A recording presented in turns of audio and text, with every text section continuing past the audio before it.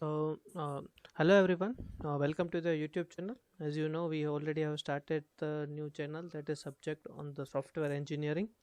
So we have been covered up the lots of thing into the software engineering subject. Let's just quickly recap the previous video. In the previous video, what we have seen exactly, that is, we were looking at the second phase, that is exactly the software designing. There are the different phases of the software development life cycle, from planning, modeling, implementation to the maintenance. So we already have seen the planning, we have seen the requirement engineering, that is on to the phase number 1. On the phase number 2, that is your modeling, or we can say the software designing, or we can say the design engineering. So what exactly in the design engineering would be? So we already have the requirement engineering process in phase number 1. That is in phase number 1. Through that we have through that we have collected the requirements properly. Now it's time to convert the requirements into the blueprint, some paperwork, some models in the diagram, so that it can be implemented easily. So there are the different techniques, there are the different types of designs, there are the different types of design engineering that is applied into this phase. So this is for phase we are calling as a design engineering. Uh, it includes the different levels of design. That is, the we have seen in the previous video, that is architecture design. It defines the overall architecture of the software, which will be the collection of the different components of the software, right? uh, the other designs are the component level design, user interface design, and the web application design. So in the previous video we have seen the architecture design. In the current video we are starting with the component level design. Okay, so let's move towards this chapter. Okay, so what exactly the component level design occurs after the first iteration of the architecture design. So component architectural design is overall, we can say, the design of the software, which is, we can say, the collection of the different components. So let me get you to, let's say we are defining a ERP system. So into the ERP system, uh, your login will be a one component, the student will be the second component, the faculty will be the third component. These are the different components of any ERP system. So the collection of which, it it it it makes the whole software, right? That is the architecture design. So the component level design is, we can say, a first iteration of the architecture design, with the collection of the different components, the that is met, that is the architecture design, right? A component level design can be represented using the some intermediate representation, example graphical, tabular, or the text based, that can be translated into the source code. Component level design, in the paper we can define into the different graphical formats, into the rectangle box or the tabular box, which can be translated into the code in the later phases. This exactly, what exactly the component level design includes. The component level design includes the design of the data structures, which are the, let's say we are defining a student component. So in that, which would be the data structure used into the student component, what are the interfaces of that, what are the algorithms should be used in the particular. So what exactly the component level design includes? The components of the each component includes the data structures used in that component, the interfaces it will use, and the algorithm that should be used in that particular component to be completed, to be developed, right? So this is exactly the component level design, right? Then what exactly the software component is? How to define exactly what exactly the software component? A software component is a modular building block for a computer software. Yes, it's a modular building block. It is a modular, deployable, and the replaceable part of a system that encapsulates the implementation and exposes a set of the interfaces. So as I told you, with the collection of the component, the software will be built. So it is a deployable, replaceable, implementable, and which have the different interfaces to be connected, right? Then a component communicates and they collaborate with other component. Yes, a student component will collaborate with faculty component. A faculty component will collaborate with the timetable component of the ERP system. Yes. Now there are the three different views of the component: object-oriented view, a conventional view, and the process-related view. In the syllabus, we have the two views, that are the object-oriented view as well as the conventional view. There are the let us see these views one by one. Object-oriented view, a component in the real time is viewed as a set of one or more collaborating classes, right? So as we have studied the object-oriented programming, either C++ or a Java, so whether we see a component in a programming language, because ultimately we have to create a software using the programming languages, right? So in the programming languages term, a component is a collection of the different object-oriented classes. One or more classes, collection of one or more classes is nothing but the component, right? Each problem domain class and the infrastructure each problem domain class and the infrastructure class is elaborated to identify all attributes and the operations that apply to its implementation. So what exactly that class have? That class are the two things, their attributes and their behaviors. Attributes in the terms in the real term we are talking as a variables. The class have the variables and the methods. So in the technical term we are treating as a attributes means variables and the operations means methods. Operations either we can say behaviors or we can say the method. Yes, we know that the class is a collection of the attributes and the operations, or we can say the methods or the behaviors, right? So this elaboration activity is applied to every component defined as a part of architecture design. Yes, so this will be applicable. This particular thing is applicable to every component. So every component is a part of the architecture design. So let us move again. Architecture design is a collection of the component. A component is a collection of classes.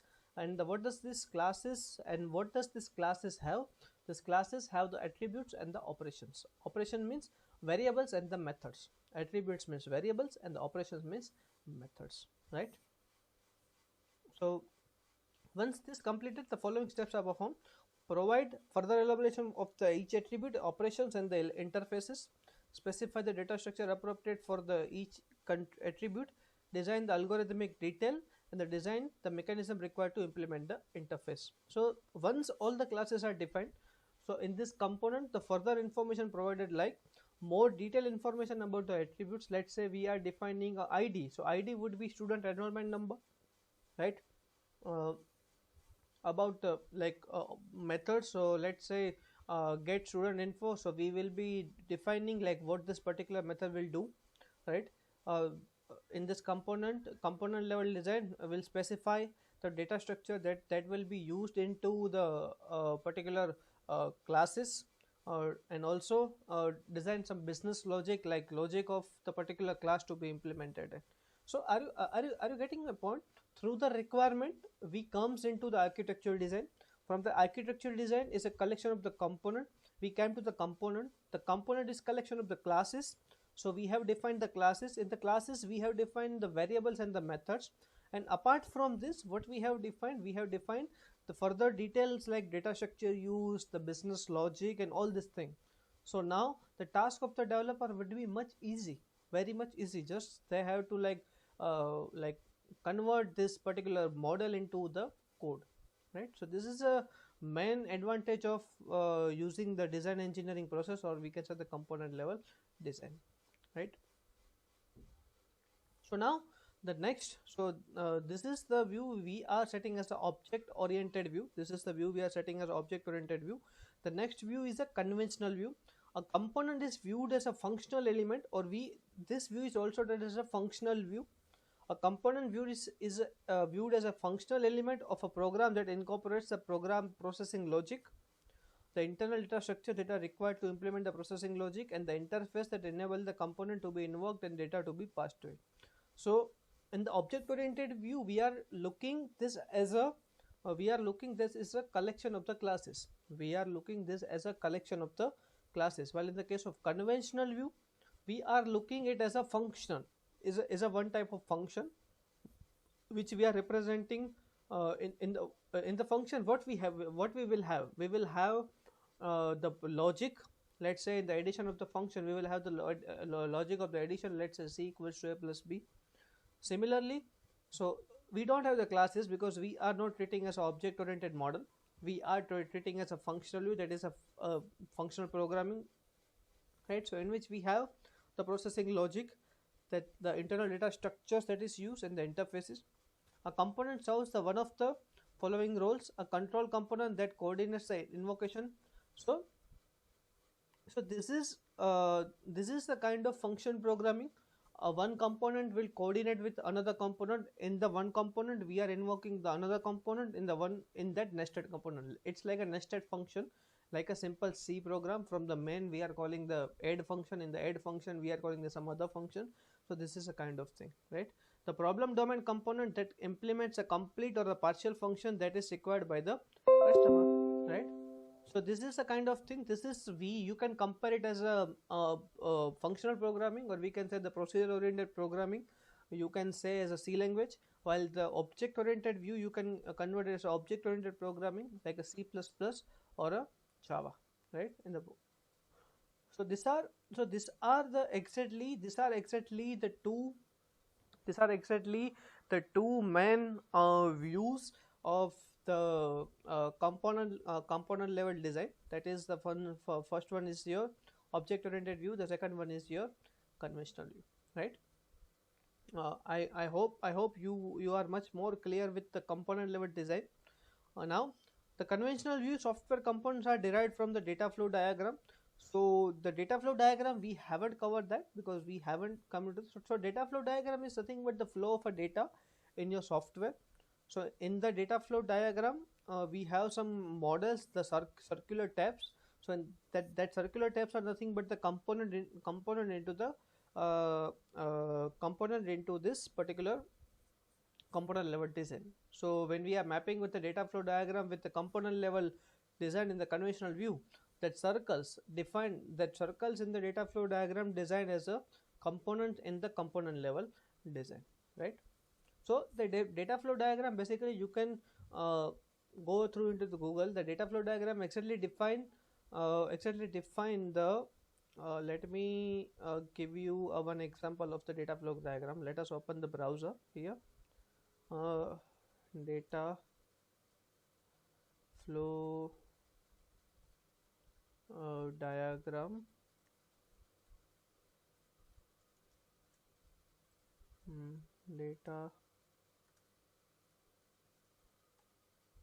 Data flow diagram, right? Yes, you can see now.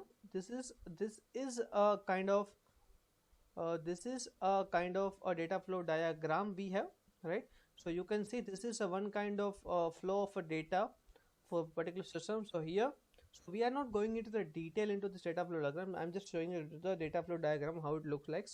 So to convert this to data flow diagram to a component level design, so the circle represent a components to the component level diagram. So this was about the component level design. We have seen that. So quickly cover up that.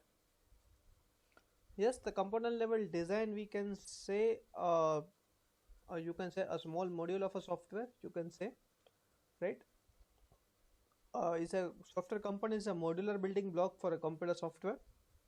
The component communicates and they collaborates with the other components, entities outside the boundaries of a system. So we have already seen that. A component, there are the different views: object oriented view as well as a functional view. Object oriented view, we are looking component as a collection of classes. Collection of classes is nothing but the collection of attributes as well as the behaviors that we have seen. Apart from this, in the component level diagram, what we are specifying the further information like elaboration of the each attribute, operation in the interface, the data structure used, and the algorithmic detail like the particular algorithm used in that particular mechanism. So in the functional view, or we can say the conventional view, we don't have a classes, we have a function. So we have the processing logic, we have the data structures in that, and we have the interfaces, right? So it is like a nested function, like a C programming. One function will call another function. Here the same, the one component has some functions in which one function will call the another function, right? So this was Yes, drawing the component level design from the component level design from the DFT diagram. The circles in the DFT diagram define the different components into the component level design. So this is how you can map the DFT design into the component level design. DFT stands for the data flow diagram. Okay, so this was all about the component level design into the design engineering. Now let's move towards the next design, that is your that is exactly your user interface design. Now we are in the next phase of design, that is a user interface design. So we are in the phase number 2, that is the software modeling, or we can say the software designing, or we can say the design engineering. So this particular design engineering can be categorized into the different types of design. The first one design we have covered up, that is architectural design. The second design we have covered up, that is a component level design, architecture level design. Then we have the component level design. The third design, that is nothing but the user interface design. Here that is we have the separate chapter, that is a user interface analysis and the design, right? So the user interface design is exactly the we are looking at user interface design focuses on the design of interface between the software components, right? So the user interface design is exactly the what exactly the customer or the user sees. Let's say when you are going into the facebook.com, google.com, or the yahoo.com, what you see exactly the page, that is nothing but the user interface. You are navigating into the Facebook and the Instagram, and on that you are just, it's for the user, it's for the user convenience, it's attractive, it's a user friendly. That is nothing but the user interface. User does not care about what happening into the packet.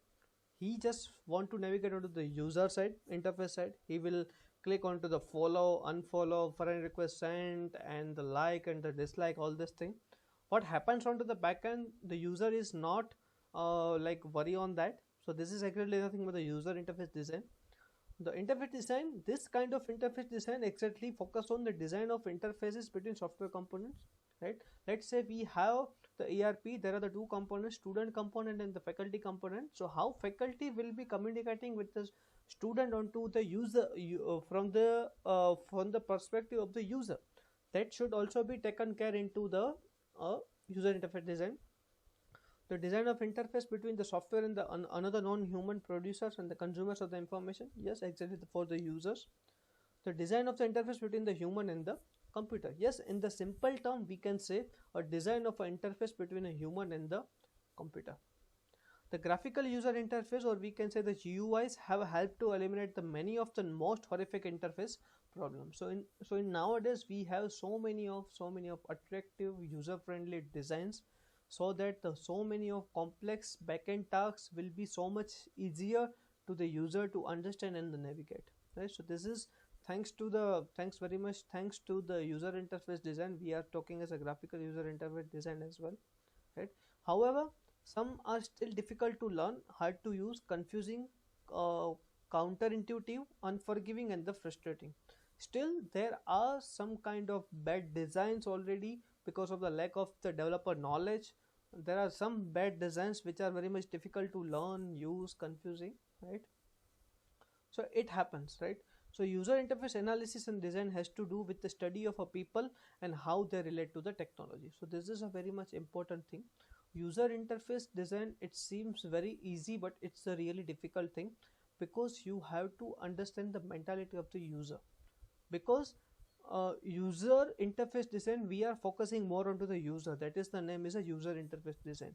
You have to capture the mind of a user. There are so many of users, you have to be very much user convenient. You have to develop such a design which is very much convenient to user, very much helpful to the user. At the same time, it should be the attractive, right? It should be it should look more pleasant. It should have the decent color combination. It should be very much easy to navigate, easy to use, easy to understand, and at the same time user should like that.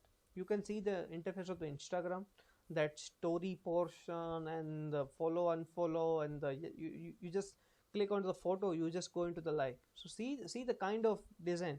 So when you were into Facebook, you have to click the like button. while you go into the Instagram, when you tap the photo 2 times, it will be going to the like. So this is an improvement from the different platforms to only for the like. So this is the kind of innovation that is happening more and more onto the user interface design, right? So this is really important phase, because you have to understand the people, you have to understand the user, and according to that you have to develop a design. A user interface development follows a spiral process. It's we can say the circular process, which includes the interface analysis, interface design, interface construction, and the interface validation, right? So this is, so user interface development is a circular process, we can say the spiral process, which will include 4 spirals. That is the interface analysis, interface design, interface construction, and the interface validation. Interface analysis includes focuses on the profile of the users who will interact with the system. First of all, you have to identify the kind of users, whether the users are technical, whether the users are non-technical, the type of users you have to identify. Concentrates on the users, task, content, and the work environment. You have to identify the users, you have to identify the users' task, the content they have, and the work environment, in which environment they are working, right? Studies the different models of a system functions. You have to do some other study also with the different platforms. We can say the delineates the human and the computer oriented tasks that are required to achieve the system function. So you have to apply the proper analysis, you have to study the user, you have to study the user environment, you have to study the competency level, or which are the already available softwares, and which are the user interfaces, what should be the improvement on that, how we can improve that particular interface, right? And we can provide the more design. Now after the analysis, then comes the interface design. In that interface design, we'll define a set of interface objects and the actions that enable a user to perform all defined tasks in a manner that meets every usability goal defined for the system. Now we will define an interface, and in that interface should be do all the required tasks that are required for the user, right? Once we analyze the interface, once we design the interface, then it's a part to constructing the interface. So construction begins with the prototype. So this is a kind of very much choosy thing. Let's say you have done the analysis, you have done the designing, let's say now you are creating to the user. So it always happen, your end customer, your client will not like your user interface design. So you have to create a prototype means demo model, or we can say the dummy model, right? So, and you will in the increments you will create a small module and show to your client, hey, this is a kind of interface I am developing, check this, you like that, so that I can move forward. So this is a kind of thing you have to move forward, because this is a very much choosy thing. Let's say you are creating a toggle button, the kind of button you are creating, but the client does not want it. Or you are creating a simple login box, but client wants some modern login box. So this is the kind of thing always happen into the you can say into the user interface design, because client have something in mind and you have to achieve the client's goal, right? Then we have the interface validation. So once we have the interface ready, means the interface constructed, you have to verify, you have to validate the interface. The ability of the interface to implement every user task correctly, to accommodate all the task validation, and to achieve all general user requirements. So once you have developed the interface, now you have to do the proper testing. The type of interface you have developed, is fulfilling all the users tasks. You have to cross verify with the requirements, right? The degree to which the interface is easy to use and easy to learn, yes, it is possible that you have developed the interface that is matching all the requirements, but the interface is very much complicated to use, the colors are not good, and it's very much tricky to use. So that should not be acceptable by the user. You have to change that. So the degree, this is also the important, it should be more convenient to use. Then users acceptance of the interface as useful too. Yes, ultimately the end comes into it should be accepted by your end users. Like you are creating so much modern design, but it is not acceptable by users. So ultimately at the end of the day it is completely unacceptable, right? Now there are some golden rules, or we can say the general rules. If you can follow onto the user interface design, it will be much helpful to create a effective, attractive and the user friendly user interface design. Which are there? uh, Place the user in control. So define the interaction modes in a way that does not force a user into unnecessary or undesired action. So you should design a flow in a particular manner that you should properly identify or properly define the user's task. It should not go into the complicated task, right? Provide for flexible interaction. The user shall be able to perform the same action via keyboard commands, mouse movements and the voice recognition. So all for this it should be very much flexible. Allow user interaction to be interruptible and undoable. The user shall be able to easily interrupt a sequence of action to do something else. So that should be there. Let's say you are defining any interface, but user at a time should pause that interface and can back to the initial. It means he or she should do the undo action. Ultimately, in the small term, we can say the user shall be able to undo any action, right? A streamlined interaction as skill levels advance and allow the interaction to be customized means the user shall be able to use a macro mechanism to perform a sequence of a repeated interaction and to customize the interface. Then hide the technical internals from the casual user. So just this is the kind of thing. You don't need to show the backend thing, what is exactly going into the backend to the user, right? The user shall not be required to directly use a operating system, file management, networking, etc. commands to perform any actions. Instead, this operation shall be hidden from the user and performed behind the scene in the form of real world abstraction. This is the kind of thing provides the abstraction. You are providing a user, let's say the any user interface. The what should be happening into the backend, that should be hidden from the user. User should not have to worry on that, because he is like worrying on what happening on the backend, so he'll not going to use that, right? So this is a very important thing. So the design for the direct interaction with the objects that appear on the screen. The user shall be the user shall be able to manipulate the objects on the screen in a manner similar to the what would occur if the object were physical thing. So try to uh, uh, try to create your user interface design as real as possible. See, this is the soft thing. Yes, obvious it is like a differ from the hard thing, but try to make it more realistic. Try to so users should be having should have the fun to play with your user interface design. Are you getting my point? Just compare the your Facebook app with the Instagram. You will feel the difference, right? Just compare your previous Orkut app with the Facebook and Facebook with the Instagram. In the Instagram tomorrow you will have something new. Just compare thing. So it should be more user friendly. The user should feel a reality on that. Yes, it is not a real, it's a soft thing, but users should feel the reality on that, right? Yes, ultimately, apart from that, reduce a user's memory load, reduce a demand on short-term memory. The interface shall reduce the user's requirement to remember the past actions and the result provided by visual cues of the action. Establish the meaningful defaults. The system shall provide the user with the default values that make a sense to the average user. Sometimes what happens exactly, you are asking some user to enter the information, but user does not know. So in that case, you should provide the default information on that, right? Then define the shortcuts that are intuitive. The user shall be provided mnemonics, control or alter combination that. So provide some users to shortcut. Let's say with the two finger on your mobile application, when with the two finger you swipe on that, it will be like you're given to your a screenshot. This is a kind of shortcuts we have for cracking the snapshot. So these are the things you should take care in mind when developing a user interface design. The visual layout of an interface should be based on the real world metaphor.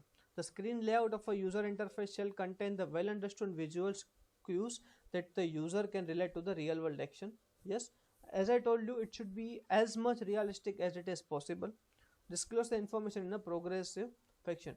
Don't do it like put every information onto the front screen. Do it in a sequential manner. In the first screen, once user see the information, if he clicks anywhere else, just show the another. If he clicks anywhere else, just show the other, just show the other, and show the other. So this is a kind of thing. Show the information into the progressive manner. So don't give everything at a moment, right?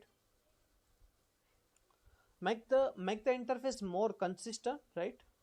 Yes, make the interface consistent. The interface should be present and acquire information in a consistent fashion. Means all visual information shall be organized according to the design standard that is maintained throughout all the screen displays. Let's say you are following a one standard in one display, on a different display you are changing the standard. This should not be there, right? You should be following the same standard onto the all the screens.